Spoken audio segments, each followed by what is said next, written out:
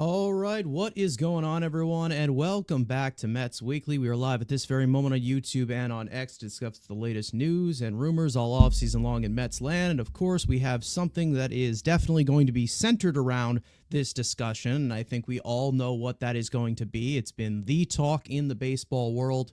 Let's just say, I don't know, since it probably has started, given the start of the top fish. We've talked about it a lot, but it's starting to heat up. But before we get into everything, I want to let everyone know to make sure to subscribe to the Mets Weekly YouTube channel if you have not already for weekly episodes of our show, the Mets Weekly Podcast, that is now recorded live every Monday night, typically at 7 p.m. Eastern Time. It was not recorded live this week. We did not do anything, mainly because of just the lack of news, but we will be sure to go live as much as we can for any breaking news that comes through all off season long. For those of you watching on playback, you want to join the conversation in the future, turn on post notifications to know when we go live, as well as multiple videos that usually go throughout the week all off season long. And for those of you in the live chat right now, I just want to let you know we love reading your comments, your questions, your concerns. If you feel like you're being ignored, you're not being ignored, I will try to star as many as them to keep the flow of the conversation going. This is going to be a little bit more of a mailbag type of episode where I'm going to answer to the chat a little bit more. And one thing I will say is that we do have a long way to go in this process. Let's just say that. We do still have some hurdles that need to be jumped through, and it's not going as quick, I would say, as people think it is. Because for those of you who were on Twitter last night, and those of you who were not, to be honest, I congratulate you because it was an absolute hellhole last night. There was a lot of rumors that circulated around where Juan Soto was going to be signing, and it did not fairly happen. But when it comes to a lot of these rumors that have floated around, we have seen a lot of these teams kind of get the edge. Some of them have been leaked, regarding with Boris leaks, regarding with John Heyman. We've also had some other reporters put their input in it as well. But I think that looking at this as a whole, we knew that this was going to be a massive process with Scott Boras running the show the way that he does. I think that it's really easy to just completely write off everything and take everything for granted at that current moment, or just take everything literal at that current moment, because every single report that you get constantly on Twitter, it is, in my opinion, just puppet strings pretty much being pulled at this current moment. There are some statements that are made that make it a little bit more solidified as to what is going to be happening. But when you look at what has been happening recently, as to where every single day you have guys going on podcasts and saying, oh, well, this I view as the favorite, this I view as a strong possibility, it really is just the everyday thoughts of a lot of these reporters. And I really do believe that there are more solidified opinions on this than just what is going to be happening every single day, day in, day out. I don't think this is changing as much as everybody thinks it is. And Rosie K is a good example. I don't think the sports reporters don't think that Soto is in the cards for the Mets anymore. That is completely false, and I will back that up with tons that has been going on, because it seems like actually the last 24 hours, last 48 hours have been going in more of the Mets' way. And I don't really think that the Mets are looked at as this complete clear favorite, because I do see this going in different types of ways. The problem is that with this being Juan Soto, I don't know, if it's AV or if it's years, if it's term, if it's the situation that is put into the factor. One of the main things that one of the things that I think is really easy to think of right now is the fact that every single one of these teams in this reported market, and I have them along the bottom here, that seems like this is the top five. The Mets, the Yankees, the Red Sox, the Blue Jays, and the Dodgers. These are the five teams that are currently in the running. It seems like those are the top five of where it is going to happen. There is no mystery teams anymore. It has been known what the top five is as of right now. I don't know what order I would personally put it in because I feel like nobody really knows what's going to happen. It all has been really on assumptions. The only person that knows what is going to happen is possibly Scott Boras and Juan Soto. And where we are currently at right now, as you can see some of the reports that I have on the screen here, Ken Rosenthal did give us an official confirmation that all offers are over $600 million. And even though the Mets are widely regarded as the favorite, and, you know, he also did say that many in the industry believe owner Steve Cohen will top any rival bid. There are beliefs in that, but when you look at the Mets as a whole right now, I think that there is still a little bit uncertainty unless basically the mindset was always about Juan Soto with the money. Because if he does not want to leave any money off the table, he wants a longer-term deal, the Mets 100% can give him that, and they would easily be able to sign him. The problem is that with all teams being in this 600 range, I don't think this is just me, okay, and this is not just me being negative. I don't think that the Mets will be set apart as much as they possibly can with the advantage that they do have in money. Again, is it possible that the Mets have the highest offer? Sure, it's possible that they have the highest offer. Is it possible that maybe the Blue Jays have the highest offer? Maybe, because that was actually reported the other day. The problem here, and it will continue to be my problem, which I've said since the beginning of time, is how much will it take to set yourself from the other offers? Because we know that the Mets' advantage here is Steve Cohen's wallet. We know that there are things that could intrigue Juan Soto even further. But the main factor here is money, okay?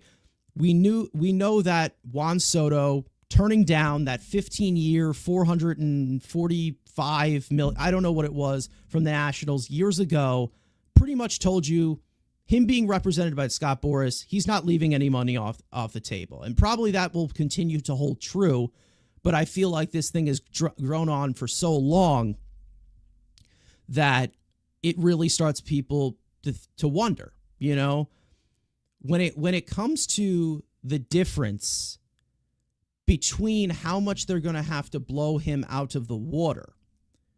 I don't know what that difference is going to have to be. And that's from both sides, not just AAV, total value, number of years, who knows?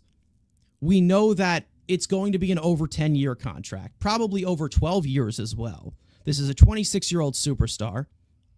So the Mets right now, it's really interesting to see how they're going to look at it, because I don't know what the full-on ask is. I don't know what the full-on ask is going to be, because there's also a different way where you can place in that average annual value and how you can structure things up. I do think that is going to be past $600 million. I wouldn't be surprised if it goes past $700 million, to be honest. I understand that, you know, Shohei Ohtani is the type of market that we're looking at right now. Shohei Ohtani is a one-of-a-kind type of player. We also know that he can pitch as well. We'll see how he does do it next year. When it comes to the Juan Soto market, it's really, really hard, and it is really, really hard to determine how you actually structure a contract that he would, one, accept, and one that actually sets you apart from the other teams. And being over that 600 range, I personally don't know if that is going to be enough. So basically, we better hope to pray, from my standpoint, again, maybe this is different from everybody else, we better hope to pray that he really does like Francisco Lindor. He likes what we did last year. He likes David Stearns. He likes Steve Cohen. He likes Steve Cohen's mansion. Like, there's going to need to be probably some other factors to make that final push. Now, personally, here's what I would do if I am Steve Cohen. And this goes right to my buddy Matt here. This is exactly where I'm going. This is as high as I'm going right here, or what I would do right now. 15 years, $750 million. Slap that on the table. Blow him away with any type of offer. Because we all know that the Mets, no matter what, whether you have the financial flexibility, whether people want to brag about Steve Cohen's wallet or not, okay? We all know that the Mets, with him being on the Yankees this year,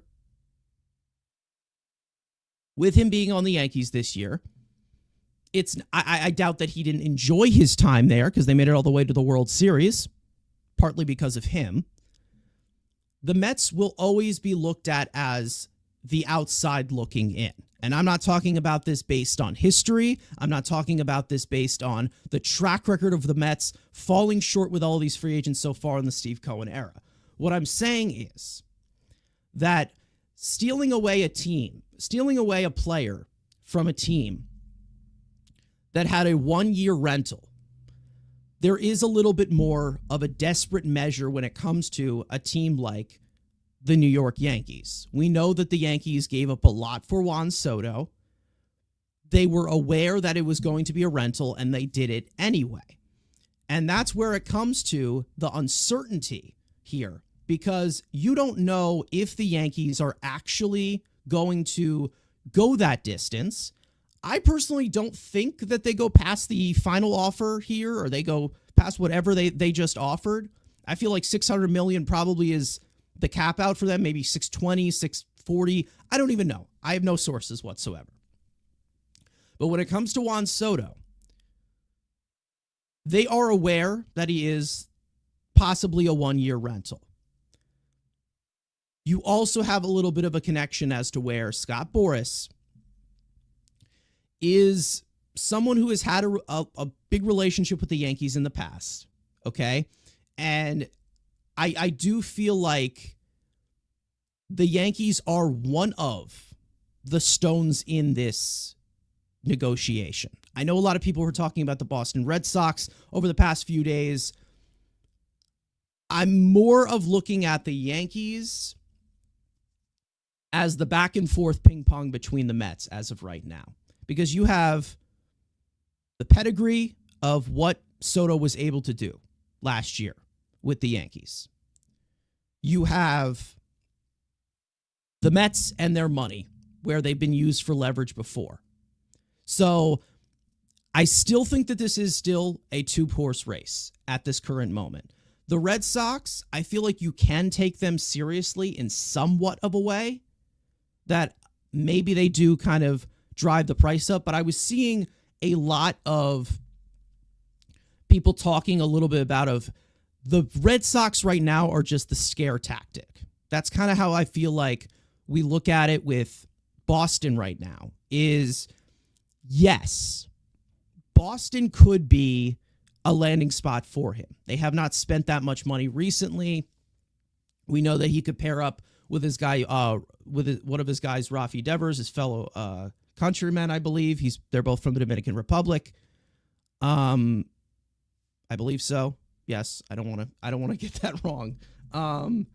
But I think that there is connections here, and I think that the Red Sox are looked at as a possibility. Yes, he's from the Dominican Republic.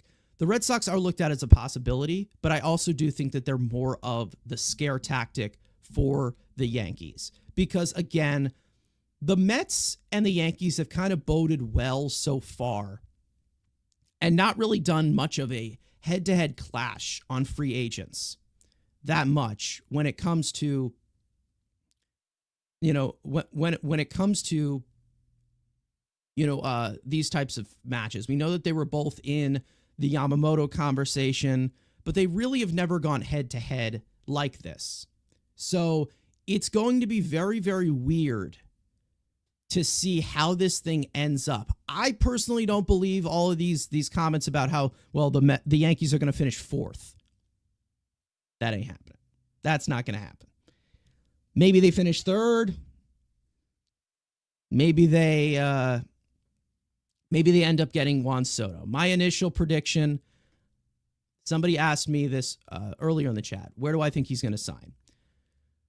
I'm still going with my gut feeling that he stays with the Yankees. I understand that it may sound like, Steinbrenner might be crying broke at this point, and there's a limit that they have. They have all these contracts in here. I'm not buying it yet. I'm not buying it that there's a possibility that Juan Soto is 100% not staying with the Yankees. I still think that it's 100% possible. I think the Red Sox are the scare tactic right now. I feel like the Dodgers are a little bit more of the bump of a leverage tactic right now. The Blue Jays, and if there's any Toronto fans in this chat, I feel like you're probably the biggest long shot out of all of these five as of right now.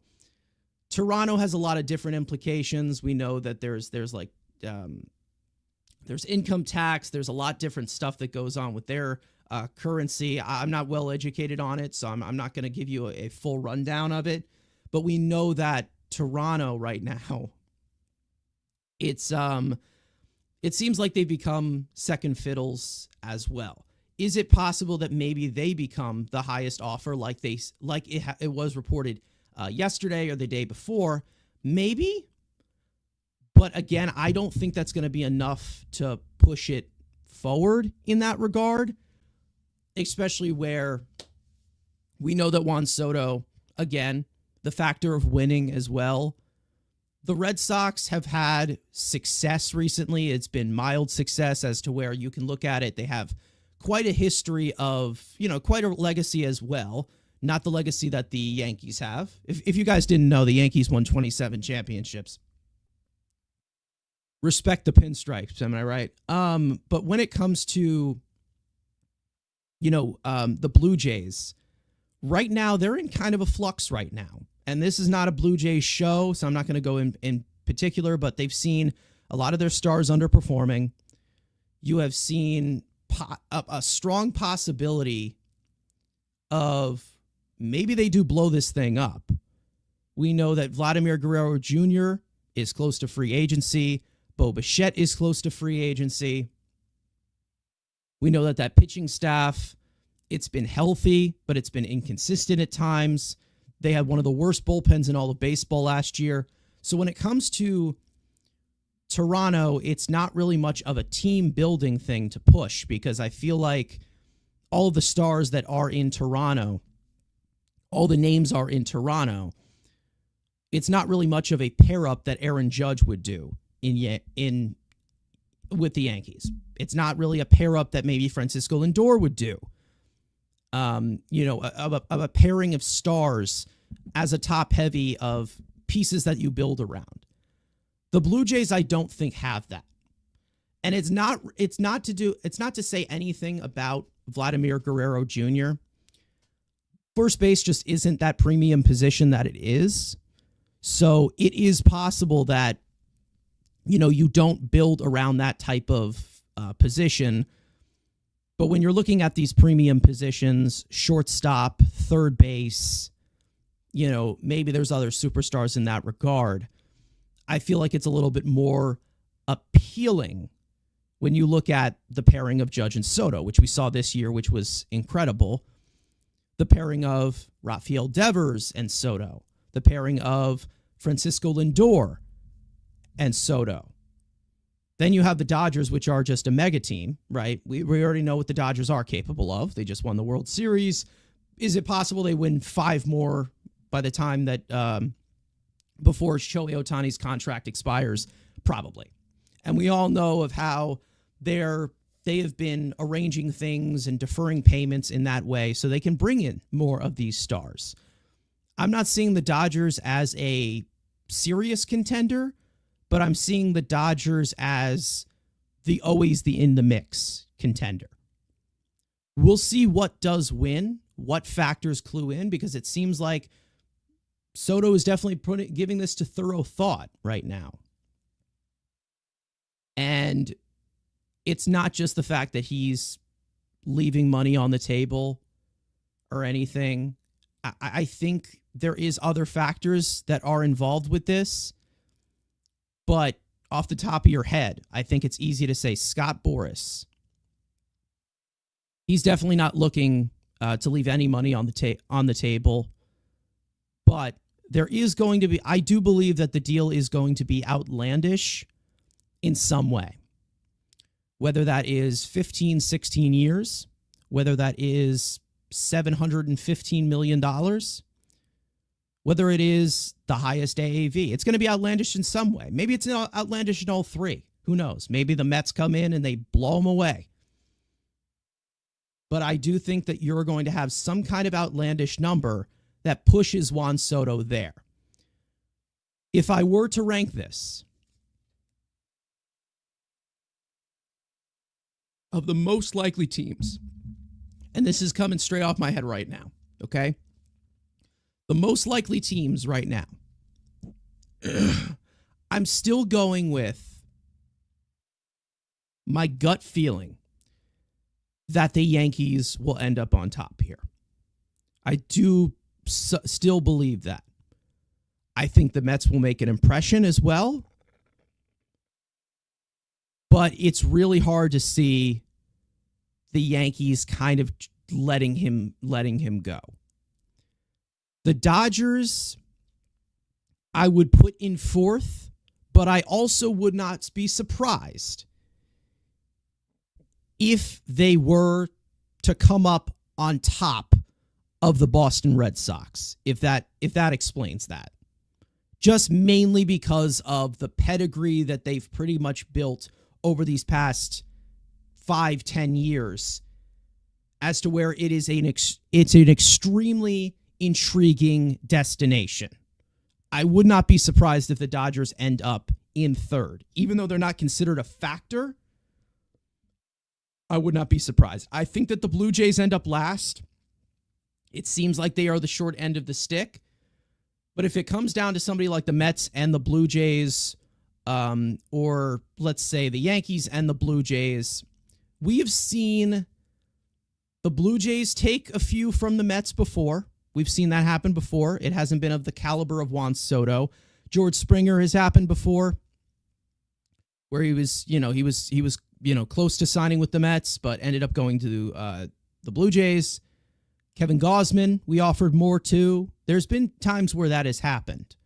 I think the Blue Jays are more of the desperate team as of right now. But when it comes to the way that they want, the way that you, I'd say that it's tied right now between Boston and Toronto, in where the main motivation to get Juan Soto is to put asses back in seats. Because we've seen kind of a little bit of a trend downwards of what has happened with the Red Sox recently, where the spending has been low. John Henry, I believe, is the owner. And they've definitely traded a lot of pieces in that regard. There's also some in the back of your head where I think it is a good point. I think it's a little bit tired, but it still is a good point. Where when it comes to the Red Sox, why didn't they just pay Mookie Betts if they were going after Juan Soto? Especially when Juan Soto is probably going to cost more than double of what Mookie Betts ended up getting from the Dodgers. So I feel like there is going to be an interest, because if you get somebody like Juan Soto, it's very easy to market that in that way.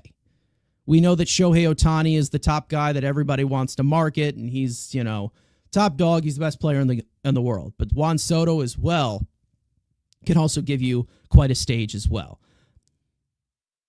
We'll see what the influence is for some of these teams to possibly bring in Juan Soto, because I feel like those reports eventually will come out as to what these teams were pushing, because we know that those offers, they do eventually come out to the media, but you just never know in terms of, like I said, the overall total value, the AAV, the overall term, what do you give to these players.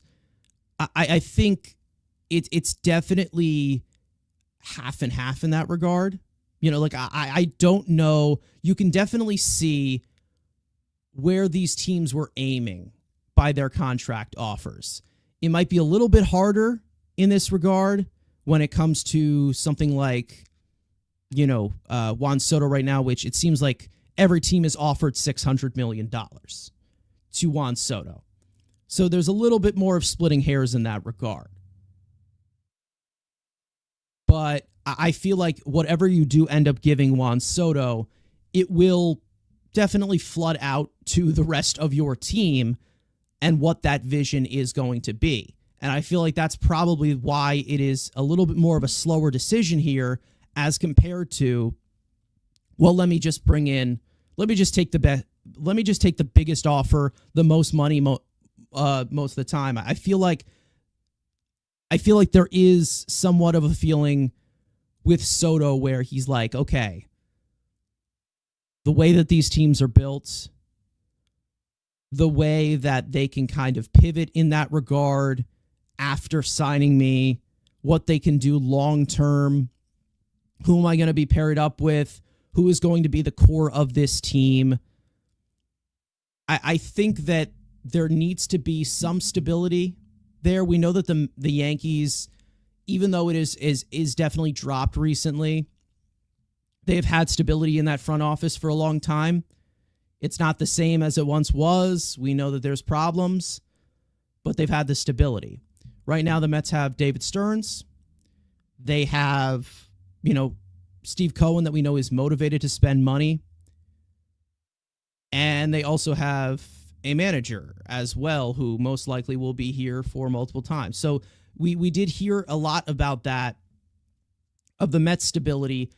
Andy Martino did report that a few weeks ago about how the money may not be the only factor. And I do believe that in regards to, Andy Martino. We know that Andy Martino does like to blow a lot of smoke up the Yankees' ass. So when you hear something like that from Andy Martino, it definitely sparks a little bit of interest in that regard. But I do believe that when it all comes down to it, considering the fact that all of these are $600 million offers, it all depends on what Juan Soto wants for just the rest of his career. That's literally it. Does he want to be with a team that locks him down for 15 years? Does he just want the most money? Does he want to be teammates with a certain player as compared to another player? I feel like these are all factors that go into this, because all 5 of these teams are pretty much establishing, we know his worth. We know that he should be in the 600 million range, and he will be. He 100% will be. Let's get into the comments here. I just want to review a few of these because I saw some in here. Frankie coming in saying the reporters that have credibility are Jeff Passan and Ken Rosenthal. When they come down with the news, believe them. Absolutely, I do believe that is true. There are a few out there that kind of sprinkle things in and out, but they're never really amplified as much. We know John Heyman can be a mouthpiece for Boris clients, of course. Bob Nightingale, he's gotten things right, but he's gotten things really wrong. Let's just say that. Philip saying, I hate the narrative that we need to blow Juan Soto away. Why can't he be using other teams to get what he wants from the Mets? We are an attractive team to play for.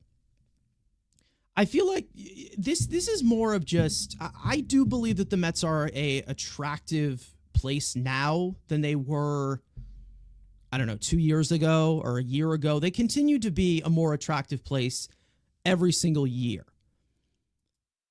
But when it comes to kind of just that long line of history of kind of flipping the script, there still is a little bit of that left. And hopefully there is a little bit more of that relevance that continues to build. We know that the Mets have had some winning seasons these past few years, and they've had some success under Cohen, but they've also had a lot of hard stuff happen as well. They've also had a lot of trials and tribulations. Let's just say that. I think that this is the best way to go in terms of stability of what they are at right now, with an owner motivated to spend money, of course, but also have a sustainable winner. David Stearns brought in to do that. You have Carlos Mendoza as well, who I do think is a really big part of this organization, whether people don't believe it or not. The thing that I think bothers a lot of people is the fact that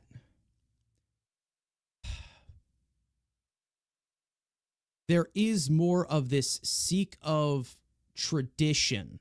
And I'm not saying that the Yankees have always been good, so the Yankees are going to end up getting him. What I'm saying is the Mets are still in that pivotal point where this will become a destination that players would want to play at. But they're going to need to make strides in that regard. I feel like, and this is just my way of talking, the big push for Francisco Lindor, we knew that was the first thing that happened. But then we continued to have a little bit of drama that was still like that type of level of lol Mets, this is hilarious, they keep embarrassing themselves. If you were to get over that hump in that regard, and Boris is definitely a piece to this. Python coming in, one of my buddies saying, signing a guy like Soto would make it an attractive destination. Exactly. That's what I mean. This is the guy that they need to get in order for them to bring themselves to that level of eventually becoming the Dodgers. Because they're not going to be, if they sign Juan Soto, okay? If they sign Juan Soto, they're not automatically going to become the Dodgers. It's not going to happen. The Mets needed to really ground break into bringing a lot of these stars in. And we've seen them pursue these pieces with that type of money, but they really haven't solidified the organization in that regard. I apologize for my cam doing this. I got to figure out why it does that, but right now I don't have the interest for it. But when it comes to the Mets as an organization, I don't really care right now about them being the biggest landing spot at this current moment because we know that the Dodgers are that. We know that the Dodgers are way ahead of the Mets right now. We know that in some cases, maybe the Yankees are ahead of the Mets as of right now. There are some organizations that do things better than the Mets. But what I am really going forward at and what I'm really hoping is that let's see this get better every single year. So far, it has not. That's been the case. 2021 was a rough year. It was not a fun first year with Cohen. 2022, they took a little bit of a step up. They looked like they were trying to win a World Series. I was a little bit questionable of the leadership in that regard and was right about that. 2023, they plummet. 2024, they come back, bring in David Stearns, which I feel like is one of the pillars in this regard. I feel like there was some talk about, Steve Cohen as one of the pillars. He came in first. They brought in Francisco Lindor. Then there was this talk about Buck Showalter being one of the pillars, which I don't believe was. And it's pretty clear that he wasn't. We all knew that the next guy that Cohen wanted to bring in was David Stearns. David Stearns has made his impression on the team. There still isn't things that are perfect right now, but he definitely put his stamp on this team in regards to what they need to win. This team, even though it wasn't perfect in 2024, they are building this thing up as to where it can become this attractive place for all of these free agents, where they can use the resources in their farm system and not be so hesitant to make trades for big pieces. I think that Mets fans hear this East Coast Dodgers thing, and they get a little bit flustered in the fact that the Mets have just not been very, very like the Dodgers. They've had good things happen. It's been a lot better as compared to that dreaded Wilpon era. But here's the problem. I'm not trying to say that Rome wasn't built in a day, but Rome wasn't built in a day. Year by year, the Dodgers became that attractive destination. Year by year, the Dodgers used that financial flexibility because they know they were going to get it back. Year by year, the Mets, they collected these superstars, brought them in, brought up this player development, all of this coaching and all of the best of the business. We know that Fryman has done an incredible job there, bringing in those pieces. Josh Burns is another one who is a great guy in regards to drafting a lot of the talent that they had. Some of the talent that they have drafted, they have traded off for those stars. They have brought in a huge process as to where this is just a vicious cycle of dominance. And yes, even though we've seen the Dodgers choke away tons of series and playoff stuff, they are the referred destination because we know they always have something in their mind. They always have a move up their sleeve. They just signed Blake Snell. They just signed Blake Snell. We all knew that, okay, well, they don't need Blake Snell, but they're going to take Blake Snell because they're like, okay, well, because we can. The Mets don't have that luxury at this current point where they're like, well, we can bring in all of these pieces because we have money. We have money because we can. That is not the main piece of appealing for everything. The way that the Dodgers do things, they're a model franchise for a reason. It's not like they just get every free agent. They trade for every star. They do a lot of things correctly that turn themselves into that type of team. And the Mets, it's been a little bit backtracked so far. We are entering year 5 of Cohen. You hope that by maybe 2029, 2030, they're a full well-oiled machine. But the problem is, year by year, they're going to have to keep adding in order for that to happen. And they're going to have to try their best in that regard. And the fact that they do have Steve Cohen's money, that definitely puts them over the top as to where they can jumpstart this thing a little bit, because they have spent a lot of money on a lot of different free agents. But in terms of the sustainable winner, there's this one piece right here. He's to the right of me on this screen. Juan Soto. Juan Soto is the perfect guy to bring in this sustainable winner. Why? Not just the fact that he is a superstar. Not the fact that he's a generational talent. Not the fact that he is this era's Ted Williams. It is the fact that This guy is 26 years old. He's at the top of his game. And so is that other guy, Francisco Lindor. You pair those two up for a decade together. I mean, nearly a decade, probably like 8 years together as to what it would be lined up. That gives you quite a window to build around. Let's just say that. And I'm not saying that we should just go after every single superstar, because I've never been the big fish type of guy. And to be honest, I think that there's other ways that they can build a deep team if they miss out on Soto. But this is the all-in chip right here where sustainability is made with a guy like Juan Soto. He has played at the high level that he has for a long time. He came in here at 19 years old, and he's been a star ever since.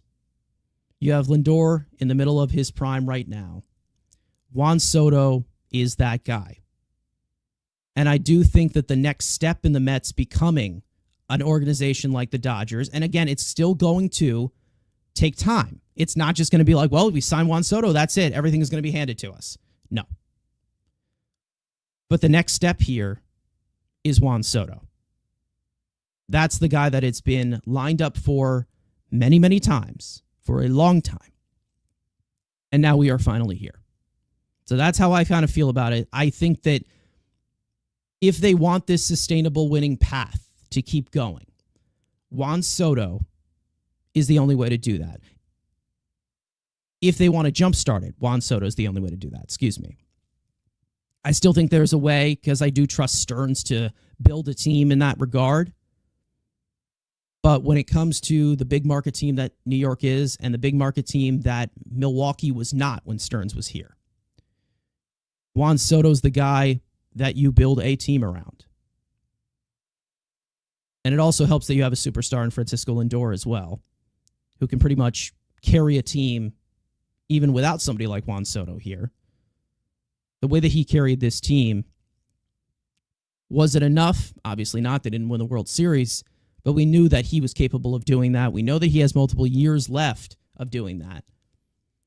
And I feel like that's the intrigue that you have right now of where the Mets, they have this next piece.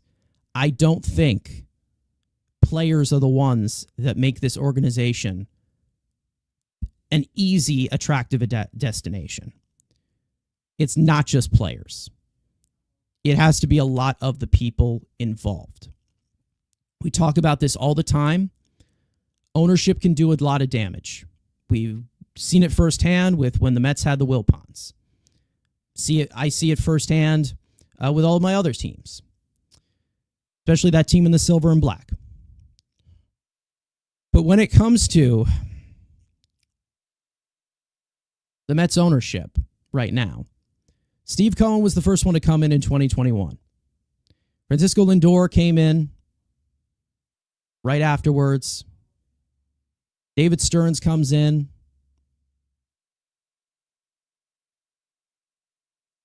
You have Juan Soto next. I feel like that has pretty much been the path of Steve Cohen, and he's gotten what he wants so far for a sustainable winner. I'm not saying he has gotten what he wants from the free agent market, but what I'm saying is the path that he has created to make this a sustainable winner, it really does feel like this is the next stepping stone for it. That being Juan Soto. To jumpstart this thing in a way to where the Mets are taken seriously in a consistent manner. Because there was a lot of bumps and bruises last year, but they were able to pull it together. They became a very exciting team, a very fun team. But the problem is, in 2025, how do we make this not look like a fluke? That's always been the thing that has behooved the Mets constantly. We've seen it so many times. Dating back to, the few years that they had in the late 60s and 69 winning the World Series, 73 being very spotty in between there, weren't good for another 10 years. The 80s come along, 86, all falls apart afterwards, after they win that. We know that the 06 team fell apart. The 2015 team fell apart. Even the 2022 team fell apart. So how do they become this sustainable winner? That guy right there. That's how they bring that type of stepping stone. And this is what I mean. It's laying down that foundation. And even though it is going to take a while for that to happen, and it is taking a while because we're already in year 5, the main thing as to why it's important, it's because you need to see progression. That's what you need to see. A step in the right direction. No going backwards in that regard. Bringing in a piece like Juan Soto, I can guarantee, will help you in that way. We know what Juan Soto is capable of. We know how much he loves the big stage. He played on the New York stage, so we do have an impression of what he can do on the New York stage. The Mets have really hit a few bumps in creating the top. And right now it's starting to shape up as to where, maybe we got this now. Maybe we got over that hump of leadership, because let's not forget, the first pieces of judgment were not great by Cohen. They weren't. They were not good. So we'll see what happens. Again, we're all very, very excited. As for the Mets' chances in regards to Juan Soto, because we can talk about this forever. And for those of you who have any other questions, let me know. I will be sure to answer them of your current thoughts of what has been going on. Here's how I kind of look at it here, okay? In terms of the Mets' chances, I think that they have a more than medium chance of landing Juan Soto. I think that they will end up in the top 2 no matter what. I don't know if it is going to be the winner. I don't know if they're going to be in second place. Right now, I'm still sticking with, I think that he's going to stay with the Yankees. But there has been a lot of reporting, and like I said at the beginning of the stream, there was a lot of talk, and I mean a lot of talk on Twitter, of a lot of reporters coming out, bringing in, their news. And even though we all know that Passan and Rosenthal are the main guys that we kind of look to, there was some sources of credibility in there that I think got a lot of people confused and definitely sparked up the media a lot. We know that Andy Martino on SNY last night, and I have it on the board here, saying that his free agency decision could come before the winter meetings, which are the 8th, so 4 days away, as the race is in the final stage. Once people said that, there was Scott Boras at Snell's press conference with the Dodgers saying that he's begun the process of eliminating teams. Everyone thought, or at least the impression was, that he was eliminating teams and there was going to be an announcement last night. That's not true. And we knew that that was not going to be true. He said that nothing is imminent or in the near future, but then we did get some of these reports in regards to, if you guys know that song, the heard it from a friend who heard it from a friend, I feel like that's kind of how we feel in this regard. So I want to give you guys, even though I hate giving attention to this ridiculousness, there was definitely a 50-50 coin flip into where I was like, okay, do we believe this or not? And this is what I'm going to be talking to you guys about right now. I don't think that any of this is true. I'm just pointing it out that it happened so everybody can learn from it. Here's what happened last night on Twitter. So for those of you who are looking at some of these tweets, you're seeing a lot of people that really, we've never really heard their name before. They're not Jeff Passan. They're not Ken Rosenthal. They're not Bob Nightingale. They're not John Heyman. They're not even Robert Murray. They're not any of those guys. The main one that we looked at first, the one that pretty much exploded off of Twitter, was in the top left here from David Pingalore. I think somebody mentioned him in the chat as well, where he tweeted out, inquiring about Juan Soto minds want to know, I am being told an announcement is imminent for the 26-year-old landing with the Mets. His agent, Scott Boras, was on hand for Snell announcement, and the chatter is real. Stay tuned. This is what he tweeted around 7:30-ish last night or whatever, 6:30-ish. He was editing it a lot. I mean, it was a lot that was going on here. Now, the main reason as to why everybody thought that this could possibly be real was the fact that this is actually a legitimate reporter in Los Angeles for, I think it's something Los Angeles KT or something like that.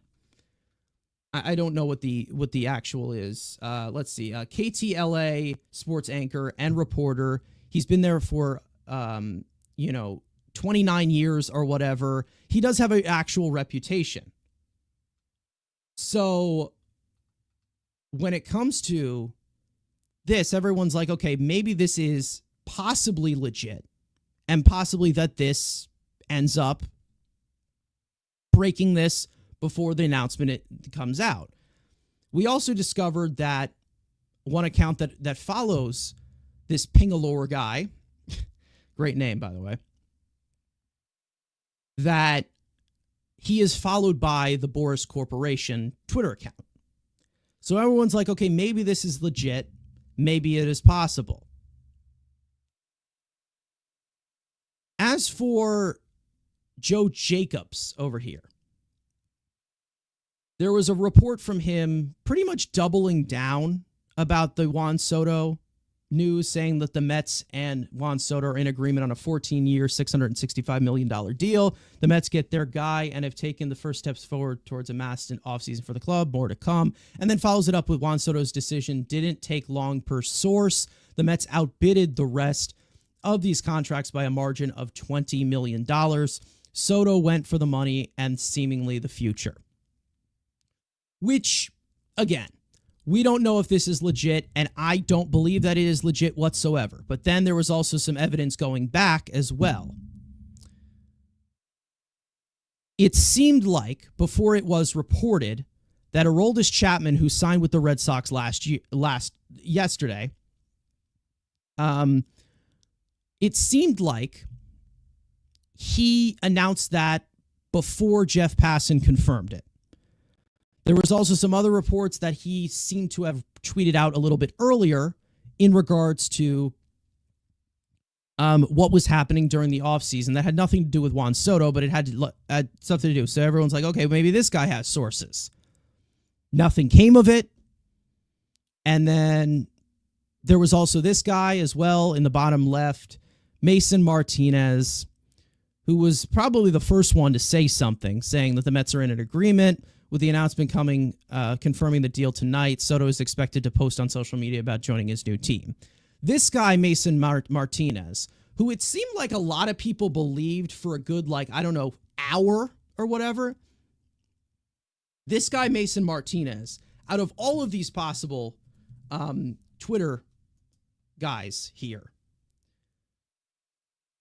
this guy, I can tell you right now, is a bunch of shit. He is full of actual shit, okay? We have seen a bunch of ridiculous reports from this guy, but I think that this pretty much sums it up as to what he really is not, how he is not really a legitimate reporter, okay? Now, let me just add this here. I'm going to pop this on the screen for everyone. Here is the 100% confirmation that this guy is not legit whatsoever, okay? Here is one of his tweets from a few days ago. Okay? This was one of his tweets, okay? Saying, just plowed over a mother and her child on the highway. I could have stopped, but I didn't feel like it, and I flew right through them. R.I.P. So yeah, this guy is full of shit, okay? Don't believe this at all. It seemed like people were believing it for a second. Do not believe it. Now, as for my current feelings about that, I'm sorry, that's kind of funny to me. But anyways, probably just because I'm a horrible person. But when it comes to these pieces, such as, David Pingalore or whatever, you had all these other guys coming on here. Here's the deal. I don't think that a decision has been made. Obviously, it hasn't been because nobody had the announcement. What I think, nobody of note gave us the announcement. What I think happened here is there were some people that were made notice of every single offer that was given to Juan Soto, which we all know that was around the 600 million range, as was said by Ken Rosenthal yesterday. What was told was it's around 600 million, but there are some connections in that way where maybe this Pingalore guy, maybe, him being followed by the Boris Corporation, he has a connection to Boris in that regard. Maybe there is a way that he does know what's going on. What I think is happening is everyone is taking it into account of Juan Soto's not leaving any money off the table, and the highest offer was the Mets. And that's why everyone's confirming that it is an agreement. I don't know if everybody got the confirmation on any offers that were given out, but we knew that the final stages are here. And everyone pretty much just assumed that he was going to the Mets because they had the highest offer. We don't know how much the highest offer is. We don't know what the offer is. We don't know what he's going to sign for. But I feel like there were some connections as to where something got loose. And it was all pretty much just made up in story, in wordplay, in different ways, in different type of language. And maybe that's what happened. Do I believe any of these tweets? No, I don't. Because Jeff Passan is the main guy to go to. And I even tweeted this out while this was going on, that, I said, can Passan just tweet something out so we can just stop wasting our time here? Whether it is true or not, just say something. Just say, okay, Soto has not signed. Everyone calm down.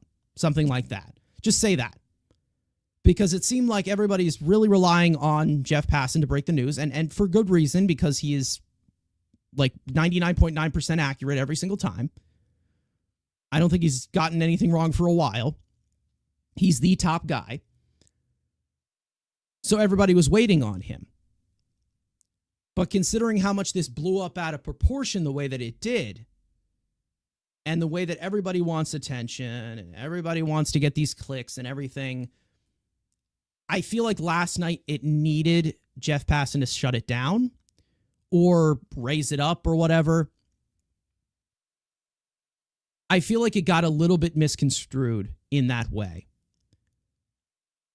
The way that I look at it is the Mets have, a favorable advantage with the financial flexibility, as we all know that. But we know that in all of the 600 range, it's not a fully guarantee that Soto becomes a Met. But we know that the Mets are looked at as a favorite because of the money. We've heard reports about especially from Andy Martino about the Mets, definitely impressing Soto a lot. We did have some other reports that I did bookmark here, and I wanted to get in here. John Heyman saying he's heard that Steve Cohen will do whatever it takes to land him. Cohen and Stearns really made an impression on Soto. John Heyman also said, I've heard rumors that Steve Cohen will write a check for whatever it takes to land Juan Soto. And Robert Murray, of course, saying they are extremely motivated to land Juan Soto. The Mets are, obviously. So I feel like the full-on pursuit that the Mets have put on somebody like Juan Soto right now, I don't think they're completely blowing the offer away, because all of them, I think, are in the 600 range. But the Mets, I feel like, are still trying to add things in where, maybe they do have Boris's ear in this regard, but maybe the best offer just looks like it from the Mets' perspective. And that's where people are just going with it, where it's like, okay, well, he's the favorite and he's going to go. I feel like there's substance that the offers being made so far, or the offers that are the final offers. A lot of it favors the Mets. Like I said, with AAV, long-term, total value, what they're actually selling here, what they're looking to do around Juan Soto. But when it comes to this market, I do think that right now the feeling is that the Mets have the upper hand based on money right now, and only time will tell, because they're all in the 600 range. So we'll see what happens in regards to that. We also did see Mark Feinstein and a bunch of other senior writers for teams talk about this whole discussion. It really wasn't that useful to me, because it just really seems like, oh, I think that he wants to do this, and I don't think that he wants to do this, and maybe he does want to do this, and I don't see when this is this. You had Anthony DiComo in this discussion. These guys all have sources. Allison Footer, who was in here. Ian Brown was talked about, a Red Sox beat reporter. Mark Feinstein, a senior national reporter. So there was a lot of teams that were in this market talking about it from look as their beat reporter from MLB.com. Brian Hawk, did I get that correctly? They were talking about this from the perspective of, winning, marketability, all of this types of stuff. I will actually link this in the description. You guys can, see it if you want.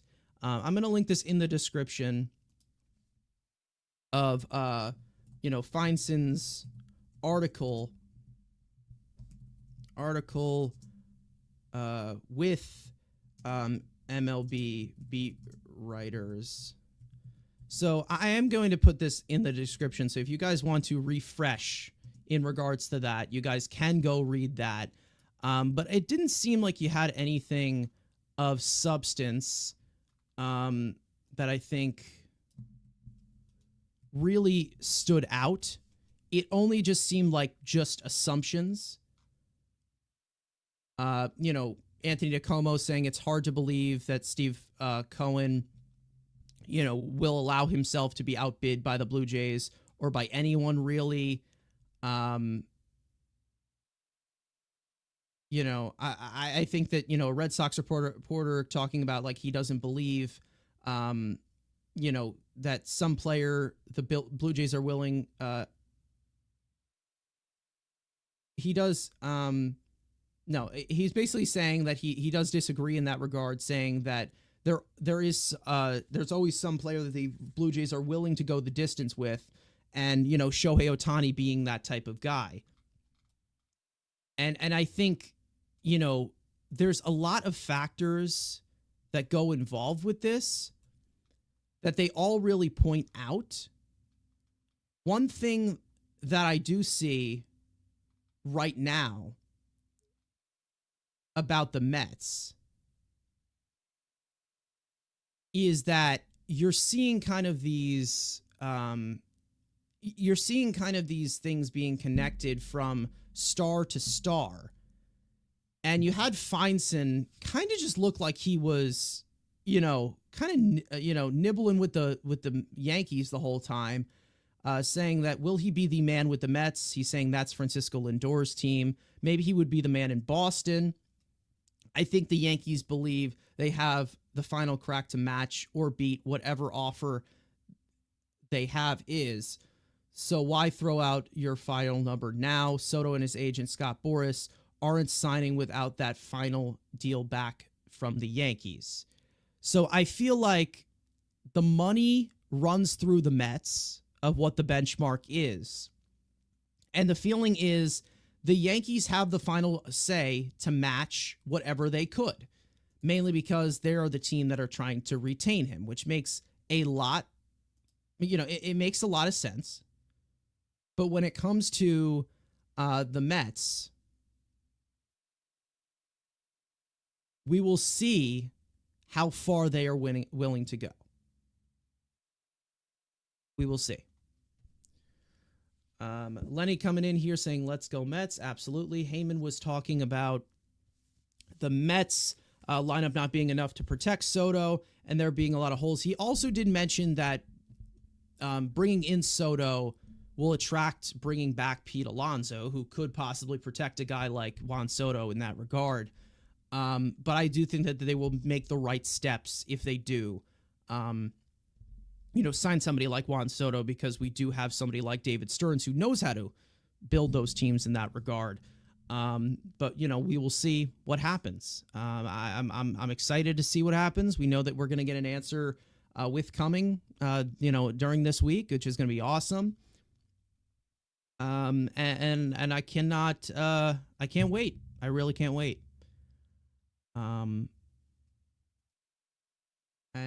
we all know that this is going to be something.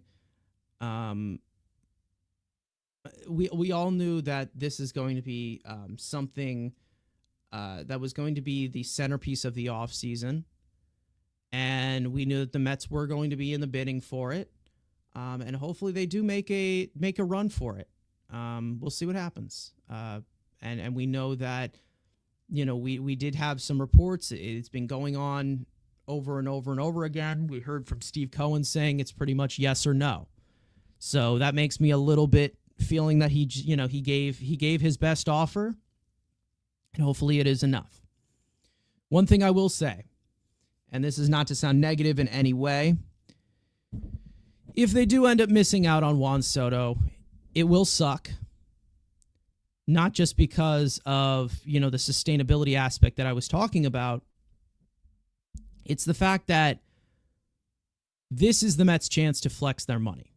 This is the Mets' chance to flex that financial flexibility to the extreme. And all these reports about Cohen wanting to do whatever it takes in regards to Soto.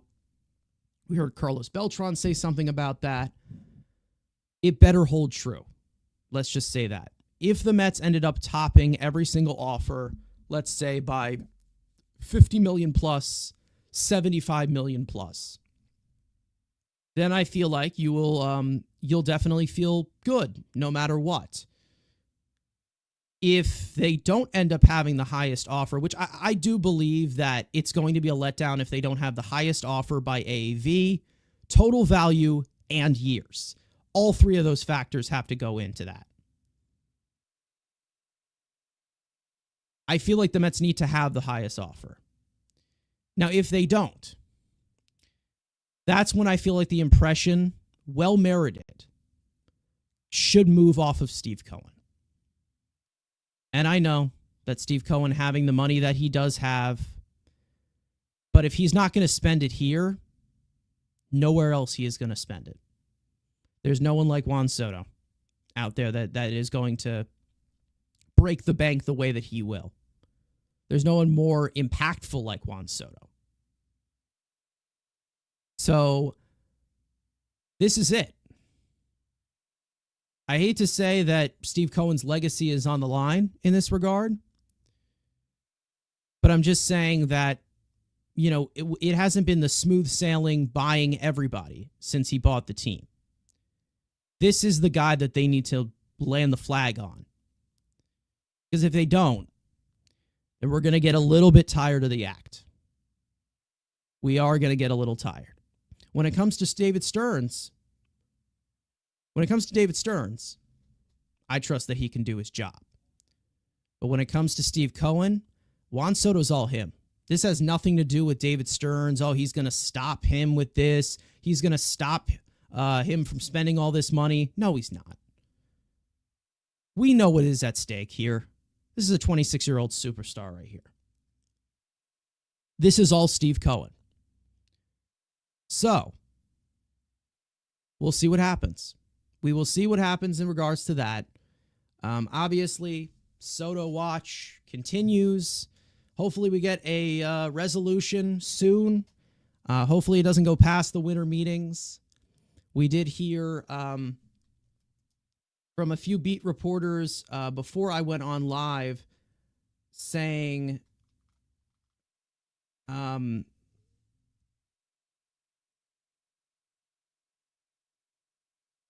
we did see that there were some reporters that said Aiden Gonzalez from ESPN saying Soto is reportedly nearing a decision and could make a choice as soon as Thursday. Tomorrow is Thursday.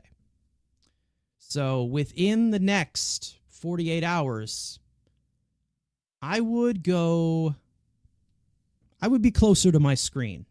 Let's just say that. I don't know if it's going to happen on Thursday. Maybe it happens Friday. But within this next week, Juan Soto will be signing with a team. I can guarantee you that. Guarantee you. I see a lot of people talking about the pitching in the chat right now. And listen, I can do a little bit of a touch-up on that. I'll spend about 10 minutes on that, and then I'm going to end the stream here. Hopefully I can have my co-hosts on here the next time I do something like this, where we're just talking. We're mailbagging it. Because I could possibly lose my voice if I'm just the only one talking. Anyways. Larry's saying the Mets need an ace pitcher. I do believe that they should be pursuing an ace. They should be pursuing a frontline piece. And we will have a video about that coming out whenever it can. We've had some setbacks here. One of my co-hosts who was supposed to record the video, he's been Andrew. He's been very sick recently, so we're hoping that he can get better. We can get back into the move and back into the groove with that. So I just thought I would come back on here. But things happen. But anyways, Charles saying Peterson and Senga are a good 1 and 2. And Severino and Minaya proved last season this team has a good pitching lab. I do believe that Severino and Minaya had great seasons. But they do need the frontline piece. I think that Kodai Senga will be that frontline piece. I think he's going to be fine. He just needs to be healthy. When it comes to David Peterson, I don't believe he is a number 2 starting pitcher. He just isn't. He is not. He's a number 5 in a rotation. I get it, a sub-3 ERA. But again, I can't go on a huge rant here in regards to this because I will. He's really not as good as people are saying he is. He really is not. And I'm not saying this to be mean. I'm not saying this to discredit anything. I'm saying that he is not the pitcher that he displayed in 2024. So I'm not banking on David Peterson to be a frontline piece to this rotation. Let's just say that. Now, speaking of the rotation, we know that Frankie Montas, we talk about him. We went live a few days ago for that signing when that happened late at night. I think we'll go a little bit more into depth on that whenever we can. Maybe probably more spring training, of course, because that's the best way to kind of break some things down. but we know that there is upside there. And I think that there is upside. There is very similar upside from Frankie Montas to Severino and Minaya. The problem that I look at it here with Montas is that he has a lot lower of a floor. So it's going to be a lot different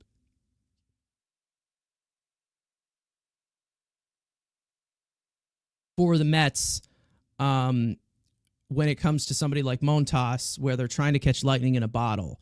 I think that Montas can be good, but there is a lot of changes that do need to be made. Now, as for some other reports that I'm just going to go over quickly, we heard that Clay Holmes was put on the Mets' radar this week, and they were looking at him as a starting pitcher. I don't know if this is just a smoke screen or whatever, or maybe it's just something that they are considering as the big as they wait out Soto right now. When it comes to Clay Holmes, I think he has tools to be a starting pitcher. I don't believe that this is ridiculous as people think that it is. I think that you also have some of these connections. That Desi guy that they hired from the Yankees does very well on pitch design and pitch depth. That I feel like you could mold him into a piece that could start. The problem is I do believe the only way to ease him into being a starter once again, such as Clay Holmes, is you need to have a six-man rotation. We know that they're most likely going to have a six-man rotation with Kodai Senga being fully healthy next year, hopefully. But when it comes to, these pieces, such as Clay Holmes, we saw, them be linked to Jameson Taillon on the trade market. We know Garrett Crochet is going to be one of the big names to look out for on the trade market. Clay Holmes, I would say he needs to pitch every sixth day. I don't know how he would do as a starter, but I'm not just saying, oh, well, he's a reliever, can't be a starter no matter what. That's basically what spring training is for, stretch a guy out. The Mets, the way that they did it with Seth Lugo was not the right way to do it, and the way that other teams did it with Seth Lugo, all of a sudden he was up for the Cy Young. So, again, there are guys that can become relievers and be starters once again. I think Clay Holmes could be. But, again, it still has to be more looked at as the quantity thing and not just the guy I'm fully banking on to be my starting pitcher 4, starting pitcher 5 in the rotation. Because we know that Clay Holmes has nasty stuff. Absolutely. But there are a lot of factors as to where they can develop in that way. And if they can find a way to make Clay Holmes a quality starter, which I do think they could, I think it could possibly happen. And I kind of like I kind of do like the idea, but there is a lot of complementary things that you need to look at. As for the starting pitching, I'm going to say it once again. I believe that the Mets are going to trade for a starting pitcher. I don't know who that starting pitcher is going to be. I don't know if it's going to be a mid-rotation piece or it's going to be a frontline piece. I think that they're going to sign another pitcher. I don't know if that's going to be a mid-rotation piece. I don't know if that is going to be a frontline piece. They are going to go after pitching, okay? Frankie Montas is not it. That's not all they're going to be doing. So everybody relax.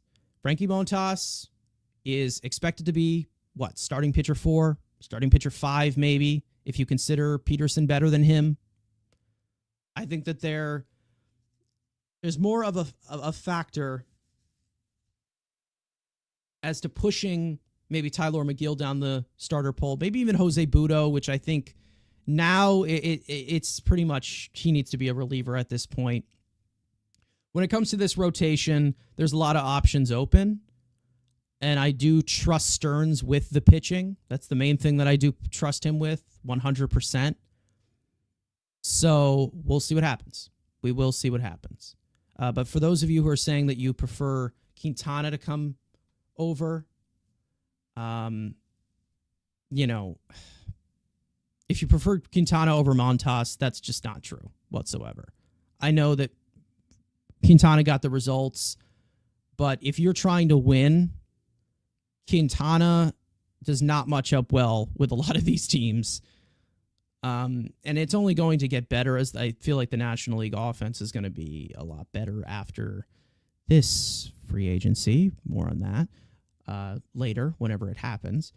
But when it comes to the overall upside with Frankie Montas, I think it's fine. I think it's a fine move. For those of you saying an overpay, that's pretty much what starting pitchers are expected to get. That's literally the market right there. And it's a player option for 2026. If he pitches well, he accepts it, whatever. Or he pitches well, he declines it, whatever, you move on. I don't think that it is the Mets just trying to replicate what they got with Severino and Mania or whatever. Because I do think Mania is definitely on their list still. They still want to bring him back. I think how they look at it is this is another pitcher that can give us a lot if he taps into it, because he's had success in the past, and they can kind of revitalize that in a way. But he also does not need to be the full-on showman. The only thing that we look at in concerns to this pitching staff, okay? And I think this is everybody's big thing. The Mets need to bring in a frontline arm this offseason, not because that they don't have star power pitching. Or you look at these other rotations and they just don't match up well. It's because Senga's an injury scare. And you don't know if you're going to get those types of innings. The Mets were able to get those innings without Senga all year. And we all had that somewhat of concern. They got over 180 innings from Severino, Mania, and Quintana last year. So hopefully they can get those types of innings and string those together. I think it'll be the best way to do it is a 6-man rotation. But again, off days will decide that. I think Frankie Montas will benefit from it. We know that Frankie Montas, there was something that came out. One of our guys, Matthew Brownstein, had something talking about his days of rest. On 6 days of rest in a 6-man rotation, really good numbers. On 4 days of rest or whatever, he's not that great. So maybe it is, a match made in heaven for a 6-man rotation. And I hope that they do fill that type of quantity once again. I do hope that they bring in more of a frontline piece as compared to a Severino Mania last year. I hope that they do. But we'll see. We will see in regards to that, what they do. We know what the first domino is to fall right now. Where is Juan Soto going to end up? And hopefully, we are told recently, and we will be here to deliver the news if it does end up happening. Let's see. Okay. So for anything else that came out on Twitter, I'm just making sure there's nothing that I missed. John Heyman said that the Mets are still the favorite to keep Pete Alonso. Of course, they haven't really seen much buzz around him, and we probably won't until Soto signs. So, we'll see. We'll let it out all on the table. For those of you who tuned in for the entire stream, thank you guys so much. We have over 800 people in here, so thank you for tuning in. I'm going to end it off right here. For those of you in here watching through YouTube, for those of you watching on Twitter, make sure to go over to the Mets Weekly channel, hit the subscribe button if you have not already. Turn on post notifications to not miss when we do go live throughout this entire offseason, whether it's for the podcast, whether it's for breaking news. Also, as well, we have videos that could be coming out during the offseason. Those have kind of hit a skid these last few days, but we will be sure to figure that out. Follow us on X, TikTok, all of us individually, including, which is my other co-hosts, of course. Yeah, we have plenty of content coming out. It's very exciting. Guys, the Juan Soto Sweepstakes are somewhat coming to an end. We are in the final stretch here. Let's hope the Mets can prevail. but we'll see what happens. But other than that, let's go Mets. And we will see you guys next time. We don't know when that will be, but we will see you guys next time.